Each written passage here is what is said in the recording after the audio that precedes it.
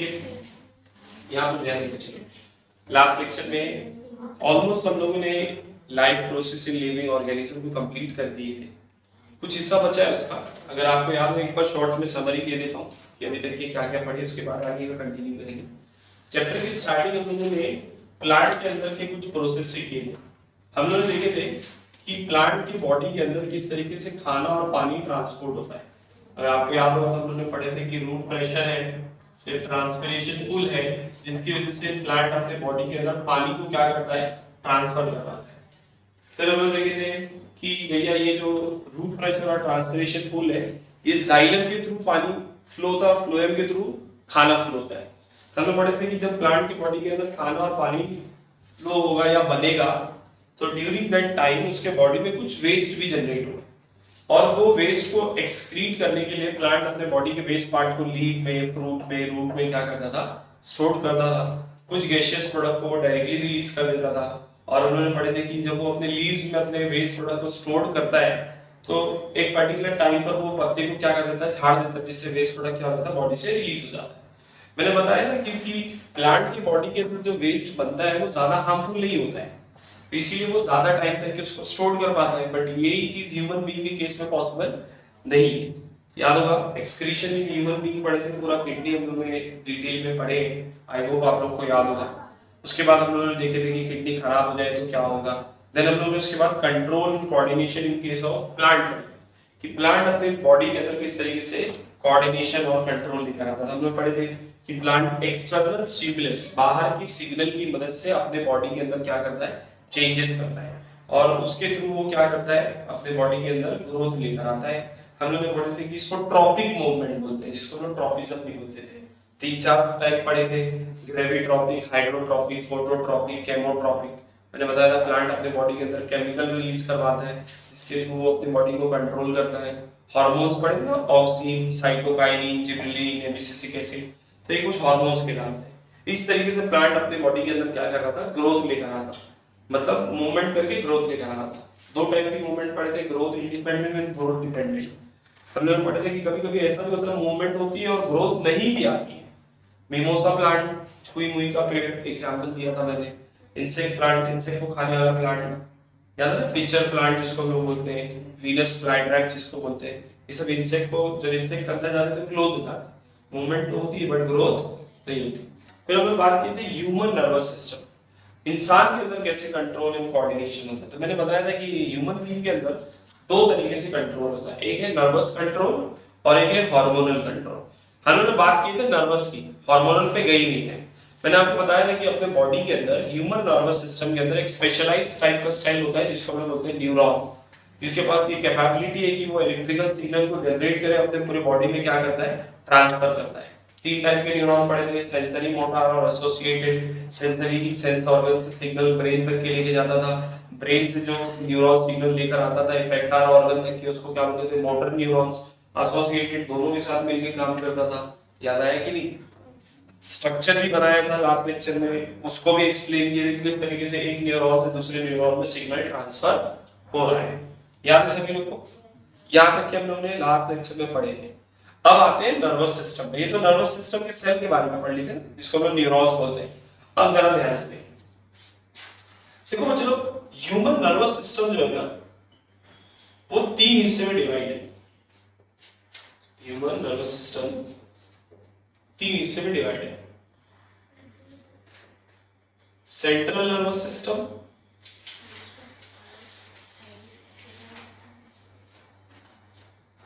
जिसको हम लोग शॉर्ट फॉर्म में CNS बोलते हैं। दूसरा peripheral nervous system, peripheral nervous system, जिसको PNS बोलते हैं। और तीसरा है ऑटोनॉमस नर्वस सिस्टम, जिसको लोग शॉर्ट फॉर्म में ANS भी बोलते हैं, ऑटोनॉमस नर्वस सिस्टम। अब जरा याद है तो central nervous system is further divided into 4 parts.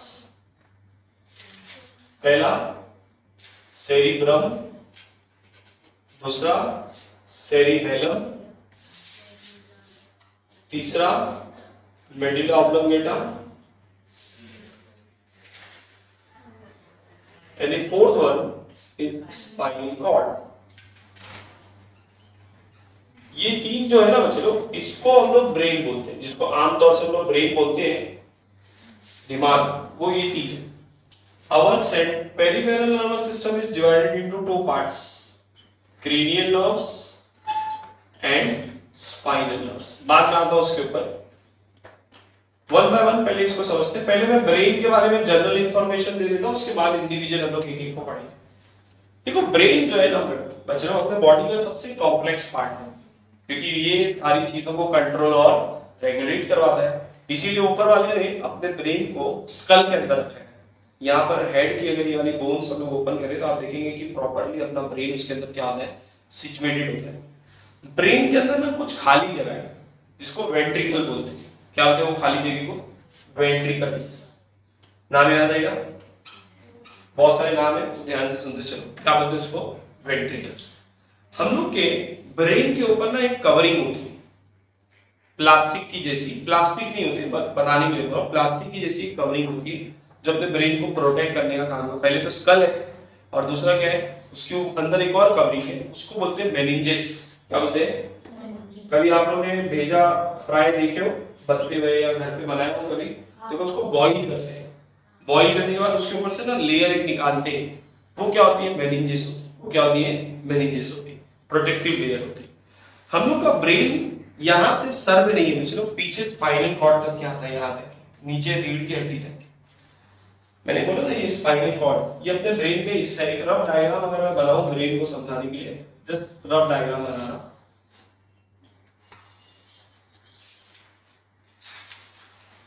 तो ये जो है ना, ये अपने ब्रेन का ही कंटिन्यूएशन है जो नीचे तक क्या आता है, स्पाइनल कॉर्ड तक है.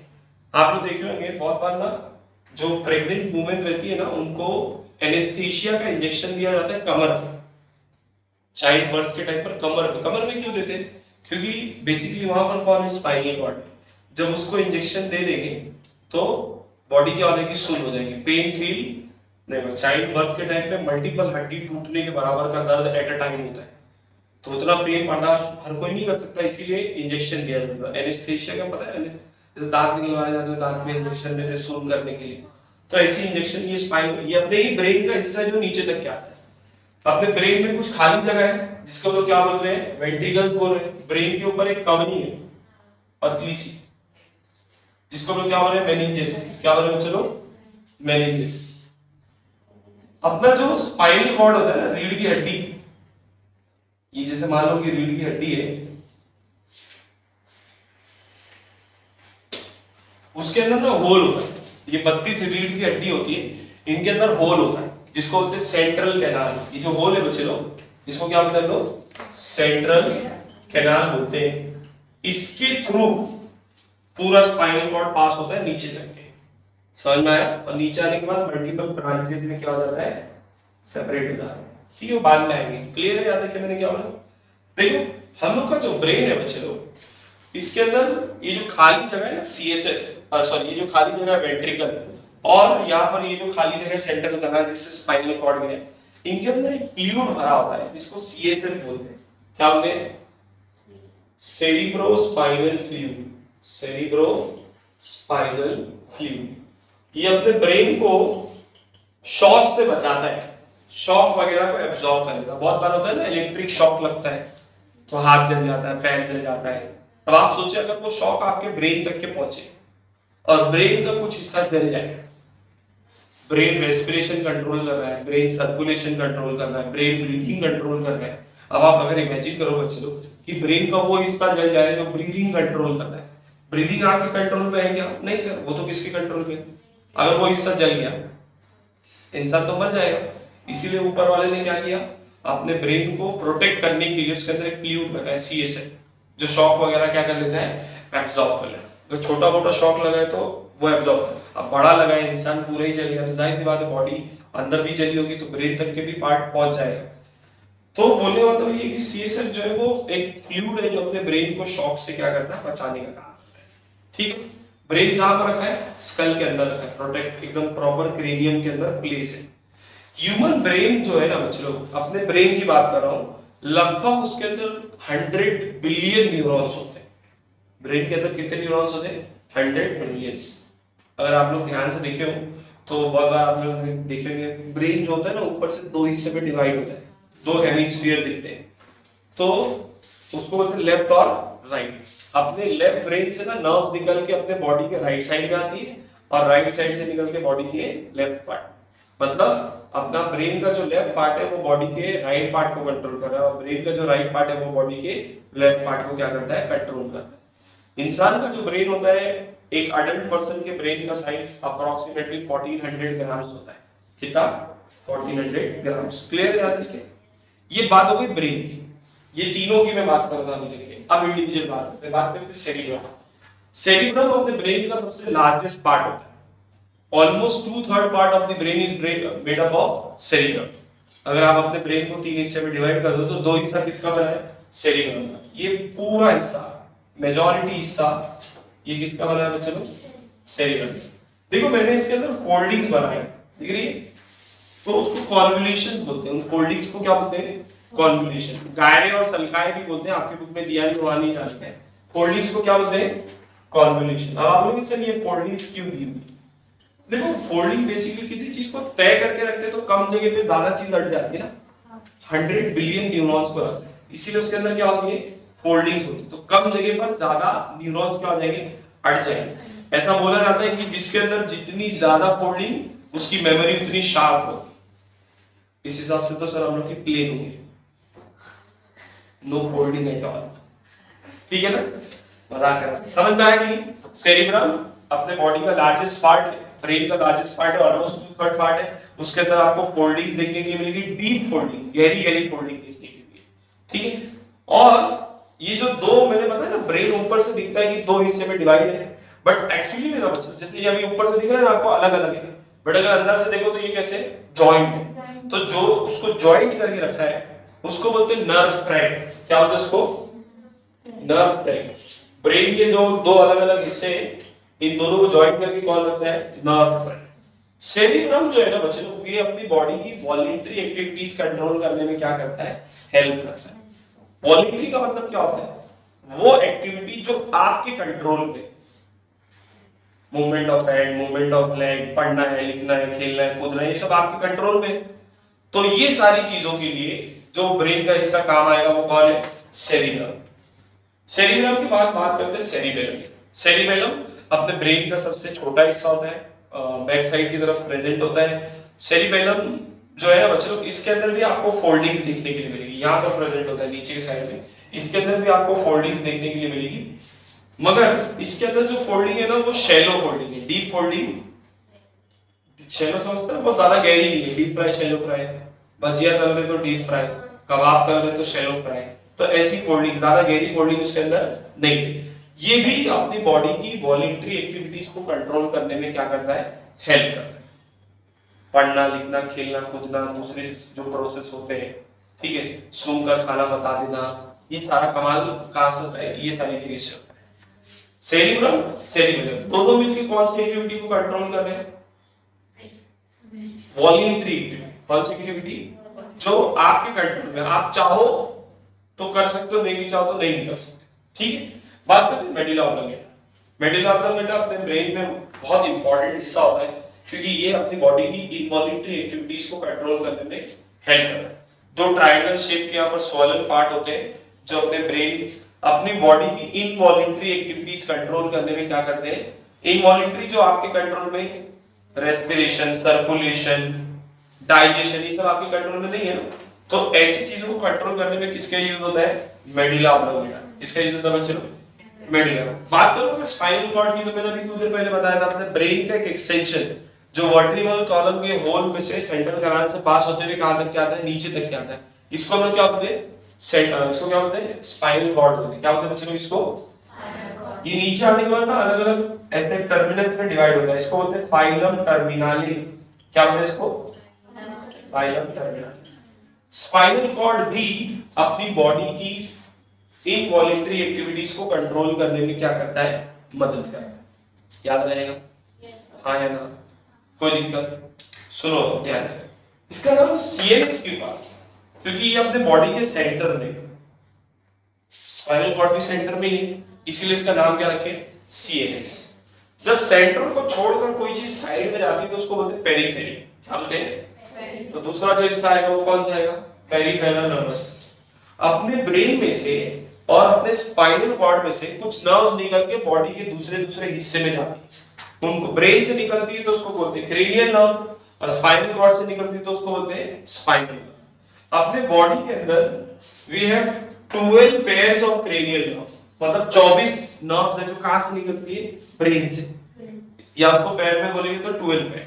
Similarly we have 31 pairs of cranial nerve. Cranial nerves कितनी है, 31, मतलब 62 नर्व्स निकलती कहां से, अपने स्पाइनल कॉर्ड से। अरे समझा कि नहीं भैया, कोई दिक्कत? नर्व्स है मतलब इनका काम होगा सिग्नल लाना, सिग्नल लेके जाना, कंट्रोल रेगुलेट कराने का काम होता है। ठीक, बात करते हैं ऑटोनॉमस नर्वस सिस्टम। इसके नाम में ऑटो मतलब सेल, ये खुद से काम करता है, ये क्विक एक्शन दिखाने के लिए यूज होता है। एक बॉडी के अंदर एक एक्शन होता है जिसको हम रिफ्लेक्स एक्शन, सडन एक्शन। जैसे आपने कोई गर्म ऑब्जेक्ट को छुए तो फौरन आप हाथ पीछे ले लेते हैं, है ना? इस टाइम पर नॉर्मल प्रोसीजर काम नहीं करता है। नॉर्मली क्या होता है, अगर आपने कोई जैसे हाथ पे मच्छर बैठा था तो ये हाथ से सिग्नल ब्रेन के पास गया, ब्रेन ने ये हाथ को सिग्नल दिया कि वो मच्छर को मारना है। अगर यही प्रोसेस जब आपने गर्म ऑब्जेक्ट को छुए तो वो, जैसे आपने गर्म ऑब्जेक्ट को छू दिए, अब गर्म ऑब्जेक्ट गर्म है, आपके हाथ में बर्निंग सेंसेशन होगा, वहां से पेन का सिग्नल जाएगा ब्रेन के पास, ब्रेन ये वाले हाथ को बोलेगा भैया वो वाला हाथ जल रहा है, ये हाथ को क्या करो, पीछे करो।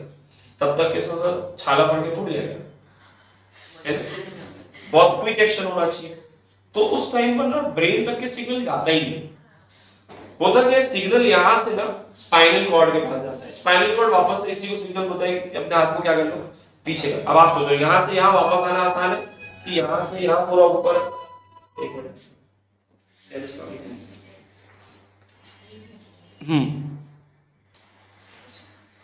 ठीक है, मैं क्या बोल रहा हूँ, चलो कि नॉर्मल एक्शन में क्या होता है कि भैया यहाँ से सिग्नल यहाँ जा रहा है, यहाँ से यहाँ आ रहा है, उतने देर में तो ज्यादा नुकसान है। तो उस टाइम पर ना सिग्नल ब्रेन तक के जाते नहीं, ऑटोनॉमस नर्वस सिस्टम जब हेल्प करता है। सिग्नल जाता है स्पाइनल कॉर्ड, स्पाइनल कॉर्ड वापस इसी हाथ को मैसेज देता है कि अपने हाथ को क्या करो, पीछे ले दो। क्विक एक्शन, इसको बोलते हैं रिफ्लेक्स एक्शन। ये कभी का होता है, हमेशा नहीं, बहुत सडन एक्शन जब करना रहता है तो उस टाइम पर कौन काम करता है, ऑटोनॉमस नर्वस सिस्टम। अरे समझा कि नहीं? ये 3 टाइप के ब्रेन के हिस्से हैं जो अपने बॉडी को कंट्रोल और रेगुलेट कराते हैं। ये मगर कौन सा सिस्टम था, नर्वस सिस्टम। कौन सा सिस्टम था?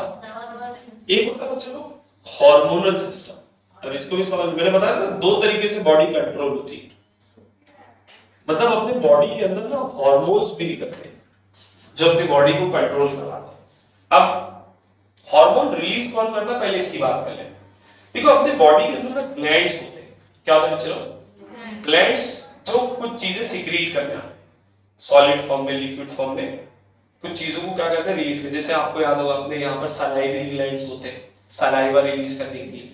कान के अंदर सेबेशियस ग्लैंड होते हैं। लीवर, लीवर ऑर्गन नहीं है, लीवर ग्लैंड है बच्चों। Liver is the largest gland of human body. Bile juice वगैरह रिलीज करता है जो कहां पर जाता है, अपने स्टमक के अंदर जाता है। तो अपनी बॉडी में ऐसे बहुत सारे ग्लैंड्स होते हैं। ग्लैंड्स 2 तरीके के होते हैं। ग्लैंड्स कितने तरीके के होते हैं, 2 तरीके। एक जिसको हम लोग बोलते हैं एक्सोक्राइन, और एक जिसको हम लोग बोलते हैं एंडोक्राइन। अब इन दोनों में फर्क क्या है? एक्सोक्राइन ग्लैंड्स वो ग्लैंड्स होते हैं जो अपना सिक्रीशन जहां पर भी भेजना है ना, एक पैसेज के थ्रू, एक रास्ते के थ्रू भेजते हैं। इनके पास एक पाइपलाइन होती है जिसके थ्रू वो अपना सामान डिजायर जगह पर क्या कर देते हैं, भेज देते हैं। मतलब डक्ट होता है, पैसेज होता है। इनके पास क्या होता है बच्चों, डक्ट होता है। एंडोक्राइन डक्टलेस होते हैं, इनके पास कोई पैसेज वैसेज, ये जो भी सिक्रीशन बनाते हैं सीधा ब्लड में डाल देते हैं और ब्लड उसको क्या कर देता है, पूरे बॉडी में ट्रांसफर करता है। हम लोग बात करने वाले एंडोक्राइन ग्लैंड की। एक्सोक्राइन ग्लैंड की बात, मतलब जिनके पास कोई पैसेज वैसेज नहीं, हम लोग उनकी बात करें, इनकी बात नहीं करें। जैसे लीवर है भैया, ये लीवर है मान लो, ठीक है, तो लीवर से ना यहाँ से एक ऐसा पैसेज निकलता है जो अपने स्टमक में आके ज्वाइंट हो रहा है। इससे बाइल जूस कहां पर आता है, स्टमक के अंदर आता है। ये पैसेज है ना उसके पास, तो वो किस में आ गया, एक्सोक्राइन। बट अपनी बॉडी में ऐसे बहुत सारे ग्लैंड्स होते हैं जिनके पास कोई रास्ता, कोई पैसेज नहीं है, वो सीधा क्या करते हैं, अपने सिक्रीशन को ब्लड में रिलीज कर देते हैं, ब्लड को पूरे बॉडी में क्या करता है, ट्रांसफर करता है। तो उसको हम लोग बोलते हैं एंडोक्राइन ग्लैंड्स। उसको क्या बोलते हैं हम लोग? तो हार्मोन किससे रिलीज होते हैं? एंडोक्राइन ग्लैंड से रिलीज होते हैं। ध्यान से सुनो मेरी बात। फर्क क्या है नर्वस कंट्रोल और हार्मोनल कंट्रोल में? फर्क है इस बात को समझो। देखो नर्वस कंट्रोल जो है ना, उसका एक्शन बड़ा फास्ट होता है। एक्शन कैसा होता है उसका? बड़ा, मगर वो शॉर्ट टर्म होता है।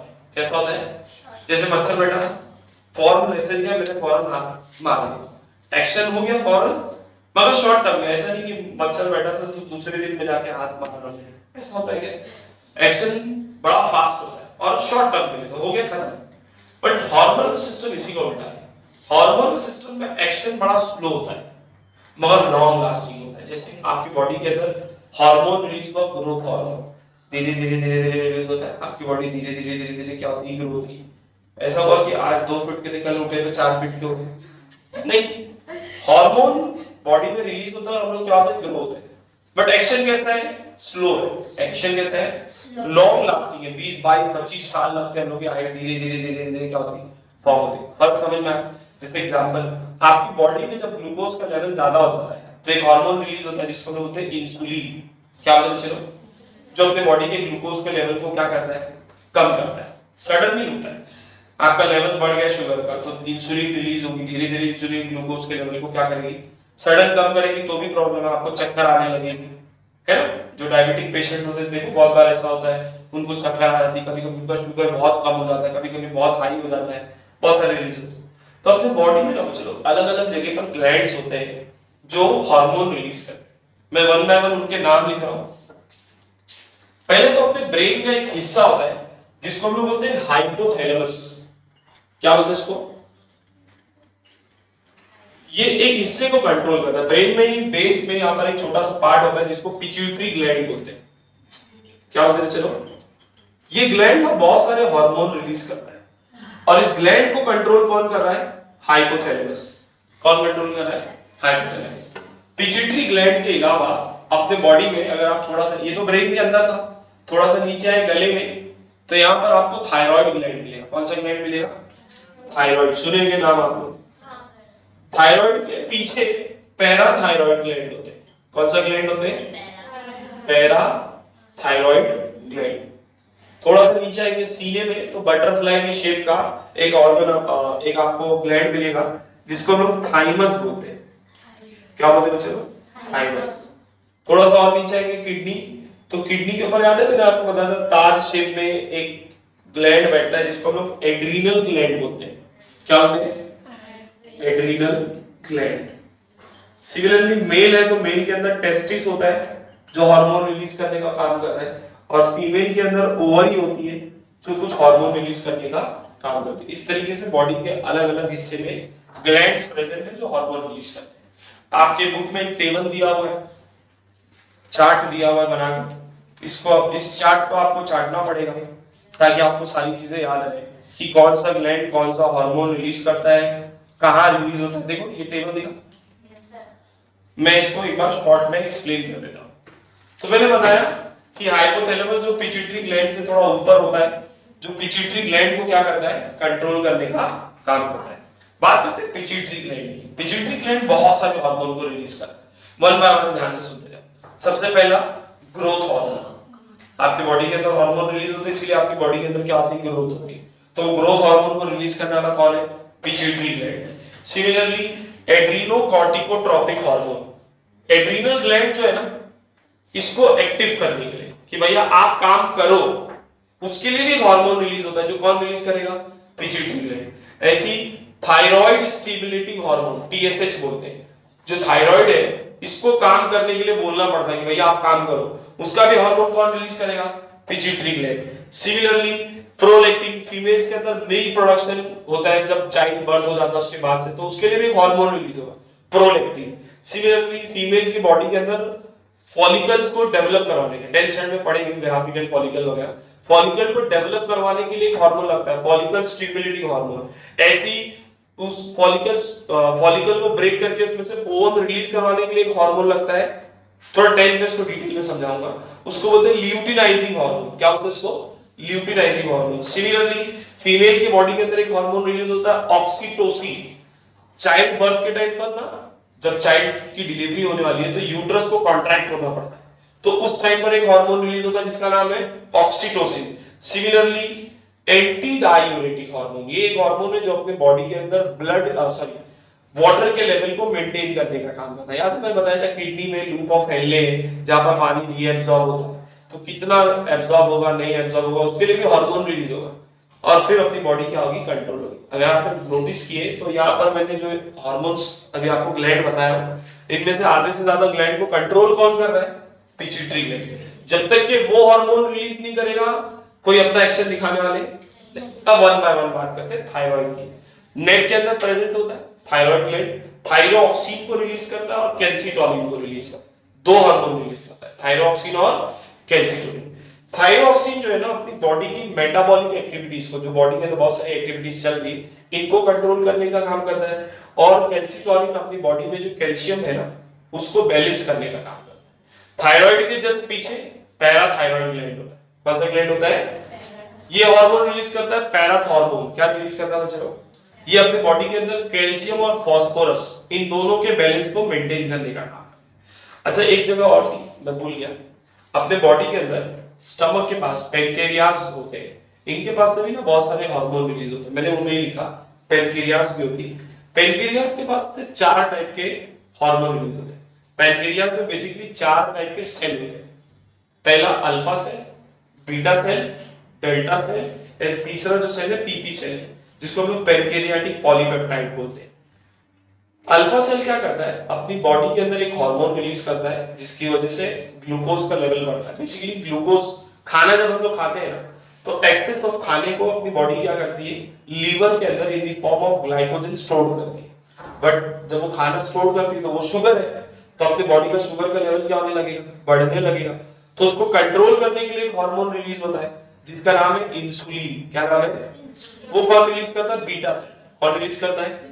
कभी कभी क्या होता है ये इंसुलिन और ग्लूकोज इन दोनों का लेवल हाई हो जाता है, तो एक होता है डेल्टा सेल जो सोमेटोस्टेटिन रिलीज करता है, दोनों के लेवल को क्या कर देता है, कम कर देता है। अरे समझ में आ रहा है कि नहीं?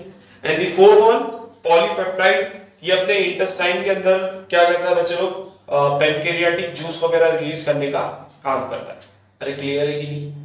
कोई दिक्कत? देन एड्रिनल ग्लैंड, मैंने भी बताया था किडनी के ऊपर ताज शेप के 2 ऑर्गन बैठे, ऑर्गन बोलो ग्लैंड बैठे होते हैं। ये लोग एड्रिनालिन और नॉन एड्रिनालिन रिलीज करते हैं। आपको गुस्सा आ रहा है तो एंगर वाली जो होता है ना, एंगर वाला हम लोग के अंदर जज्बाती दिखना चाहिए, तो वो एंगर रिलीज करवाने के लिए कौन रिलीज होगा? एड्रिनालिन। आपको बहुत खुशी हुई है तो आप हंस रहे तो हंसने के लिए हार्मोन रिलीज होगा।